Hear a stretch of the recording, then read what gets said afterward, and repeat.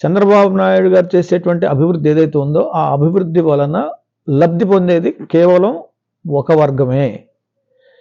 కొంతమంది మాత్రమే లబ్ధి పొందుతారు, కోటీశ్వరులు అవుతారు. 100 కోట్లు ఉన్న వాళ్ళు 1000 కోట్లు సంపాదిస్తారు, 1000 కోట్లు సంపాదించే వాళ్ళు లక్షల కోట్లు సంపాదిస్తారు. ఈ అభివృద్ధికి సంబంధించినటువంటి ఫలితాలన్నీ కొద్ది మందికి మాత్రమే అందుతాయి తప్ప అట్టడుగు ఉన్నటువంటి ప్రజలకు అందం. ఈ విధానం మంచిది కాదు, ఇది తప్పుడు విధానం అని చెప్పేసి జగన్మోహన్ రెడ్డి గారు ఈ సంక్షేమ పథకాలని నేరుగా పేద ప్రజలకు అందించేటువంటి ప్రక్రియ ఆయన మొదలుపెట్టాడు. ఇది సమసమాజ నిర్మాణంలో ఆయన తీసుకున్నటువంటి ఒక విప్లవాత్మకమైనటువంటి విధి విధానం.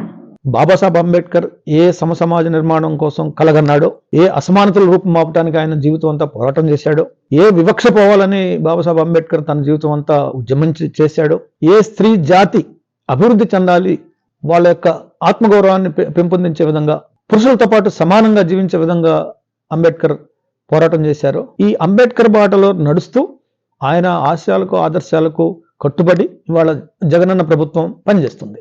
ఆర్థికంగా, రాజకీయంగా, సామాజికంగా అన్ని రకాలుగా ఈ అసమానతలు తగ్గి సమసమాజ నిర్మాణం జరగాలనేటువంటిది జగనన్న యొక్క ధ్యేయం. అదే అంబేద్కర్ బాటలో ఆయన నడుస్తున్నాడు. ఇక చంద్రబాబు విషయానికి వస్తే ఒక పెద్ద రాజధాని నిర్మించాలి, ఒక ప్రపంచంలో అతిపెద్ద నగరాన్ని, మహానగరాన్ని నిర్మించాలా, తద్వారా రాష్ట్రాన్ని అభివృద్ధి చేయాలి అనేటువంటి ఒక ఊహాజనితమైనటువంటి కార్యక్రమాన్ని తీసుకుని ఇటు రాజధానిని నిర్మించలేకపోయాడు, తాత్కాలిక రాజధానిని నిర్మించారు. పేదవాడికి మాత్రం జరిగింది శూన్యం. ఒక సాంఘిక గిరిజన శాఖ మంత్రిగా నేను SC/ST సప్లాన్ నిధుల్ని సమర్థవంతంగా అవినీతికి తావు లేకుండా నేరుగా పేద ప్రజలకు అందించడం కూడా ఆ రోజు ఆయన ఇష్టపడలేదు, సంపూర్ణంగా ఇష్టపడలే. పేదవారికి ఏదైనా చేయాలనేటువంటి తపన ఆయనలో కనిపించదు. ఎప్పుడు కూడా అభివృద్ధి చెందాలా, అభివృద్ధి చేయాలా, అభివృద్ధి ద్వారా పేదవాడు బాగుపడాలంటాడు తప్ప నేరుగా పేదవారిని వాళ్ళ కాళ్ళ మీద వాళ్ళు నిలబడాలి, వాళ్ళ కాళ్ళ మీద వాళ్ళు నిలబడి వాళ్ళు ఆర్థికంగా, రాజకీయంగా అన్ని రంగాల్లో ముందుకు రావాలనేటువంటి ఆ యొక్క సమసమాజ భావజాలం చంద్రబాబుకు ఉండదు. చంద్రబాబు నాయుడు గారు చేసేటువంటి అభివృద్ధి ఏదైతే ఉందో ఆ అభివృద్ధి వలన లబ్ధి పొందేది కేవలం ఒక వర్గమే. కొంతమంది మాత్రమే లబ్ధి పొందుతారు, కోటీశ్వరులు అవుతారు. 100 కోట్లు ఉన్న వాళ్ళు 1000 కోట్లు సంపాదిస్తారు, 1000 కోట్లు సంపాదించే వాళ్ళు లక్షల కోట్లు సంపాదిస్తారు. ఈ అభివృద్ధికి సంబంధించినటువంటి ఫలితాలన్నీ కొద్ది మందికి మాత్రమే అందుతాయి తప్ప అట్టడుగు ఉన్నటువంటి ప్రజలకు అందం. ఈ విధానం మంచిది కాదు, ఇది తప్పుడు విధానం అని చెప్పేసి జగన్మోహన్ రెడ్డి గారు ఈ సంక్షేమ పథకాలని నేరుగా పేద ప్రజలకు అందించేటువంటి ప్రక్రియ ఆయన మొదలుపెట్టాడు. ఇది సమసమాజ నిర్మాణంలో ఆయన తీసుకున్నటువంటి ఒక విప్లవాత్మకమైనటువంటి విధి విధానం.